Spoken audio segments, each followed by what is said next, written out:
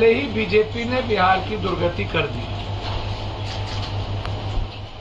इस बार जब से सरकार बनी है बीजेपी गठबंधन की, तब से आयो राम गयो राम, आयो राम गयो राम, अब जाएगी कब जाएगी, अब जाएगी अब जाएगा, अब जाएगा अब जाएगा।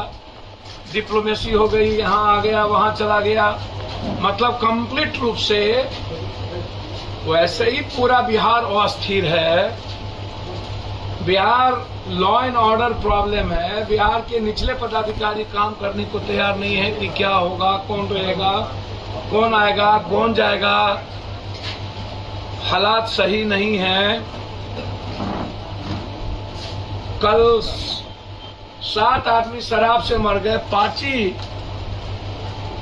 पार्टी हो रही है शराब की, उसमें 2 लोग मर गए। आपको आश्चर्य होगा इसमें किसमें। आप कर्नाटक, मध्य प्रदेश, महाराष्ट्र, झारखंड का तोड़ रहे हैं, तो ईडी की जांच तो आप पर भी होनी चाहिए। और 8 सालों में 1 to 5 में जो आया है उस पर भी ईडी की जांच होनी चाहिए। ईडी विपक्ष के लिए ही स्वतंत्र क्यों है? सर्वोच्च न्यायालय की आंखें सबके लिए खुले ना। विपक्ष के पास ही अकूट संपत्ति है और लगातार जिस तरीके से कांग्रेस महंगाई से लड़ रही है, पप्पू यादव महंगाई से और बीजेपी राहुल गांधी से लड़ रहा है। इनको महंगाई मुद्दा नहीं है।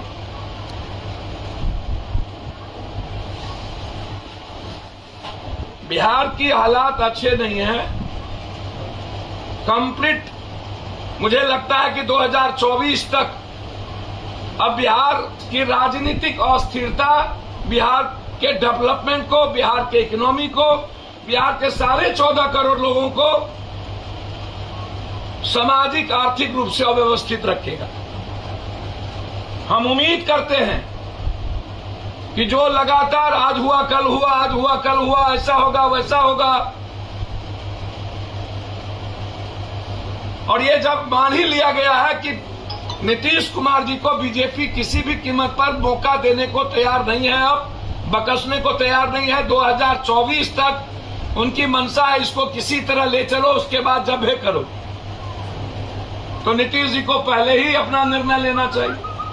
और जो देश के हालात है बीजेपी के खिलाफ, चाहे डॉलर को लेकर के हो, चाहे 1150 लेके हो, चाहे स्विस बैंक काला धन को लेके हो, चाहे महंगाई को लेके हो, चाहे चीन की जमीन पर कब्जा को लेकर के हो, चाहे अग्निवीर को लेकर के हो, पूरा देश किसान के एमएसपी और मुआवजा को लेकर के हो, नरेंद्र मोदी जी के पॉलिसी के खिलाफ है।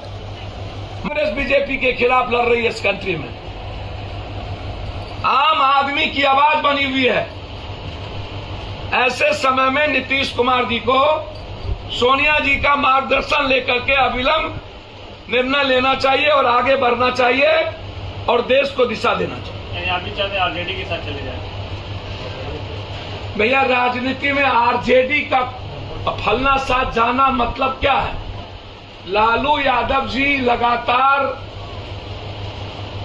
बीजेपी की सरकार जाए, नीतीश जी की आइडियोलॉजी बीजेपी की आइडियोलॉजी तो नहीं हो सकती ना। वो सेकुलरिज्म से कभी कंप्रोमाइज नहीं किए। याद करिए आप, चौबे जी और गिरिराज सिंह के खिलाफ उन्होंने कार्रवाई की। भागलपुर में चौबे जी के बेटा के खिलाफ कार्रवाई किया, अरेस्टिंग हुई।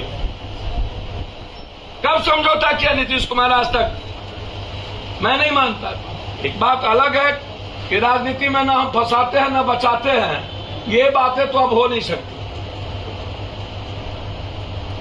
जितनी सत्ता है वो फंसा के और बचा के ही होती है। सलाह नहीं दे सकता हूं, आग्रह करूंगा, वो बड़े लीडर हैं, कि बिहार की स्थिति जो मैं देख रहा हूं लगातार, कल मोतिहारी थे, परसों सिवान थे, उसके पहले बेगूसराय थे, फिर शराब पी करके आज 7 आदमी को मार दिया, वहां थे, कल फिर हम हाजीपुर में थे। हालात बिहार के कंप्लीट कोलैप्स कर चुके हैं। पदाधिकारी और माफिया मिल करके राज चला रहा है। जनप्रतिनिधियों का रेस्पेक्ट खत्म हो गया। दल कोई हो, सम्मान बोध नहीं है। ऐसे परिस्थिति में पदाधिकारी की चांदी है और वो उन्हें लगता है कि यह सरकार स्टेबल नहीं है, इसीलिए ये कहने की स्थिति में नहीं है। लगातार आज बनी कल बनी आज गई। कोरोना जब हुआ था तभी फाइनल था बम फूटना है। क्या हिम्मत मॉडल बनने की। इस कंट्री में बीजेपी और आरएसएस के बगैर चिट्ठी भी इधर सुधर कर सकती है। जिसके पास ईडी, जिसके पास सीबीआई, जिसके पास मरवाने की बड़ी ताकत, सरकार तोड़ने की ताकत। असम में भी बंगाल का सीआईडी गया, पहले ही वहां असम पुलिस बैठी हुई थी।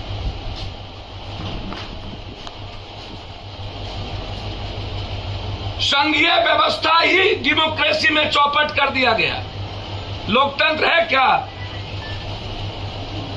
सीआईडी को जांच से दिल्ली पुलिस रोक दी। मतलब किसी भी कीमत पर सरकार, अब मुझे लगता है कि कोई शिंदे नहीं पैदा हो पाए बिहार में या कर नहीं पाए। नीतीश जी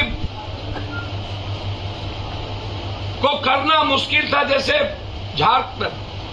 छत्तीसगढ़ और राजस्थान में नहीं कर पाए, वैसे नीतीश जी को नहीं कर पाए। तो लगातार नीतीश जी को टॉर्चर। मैं आरसीपी सिंह जी पर कुछ देखिए, यदि आप नेताओं की संपत्ति की बात करेंगे तो सबसे ज्यादा संपत्ति तो सत्ता पक्ष के पास है।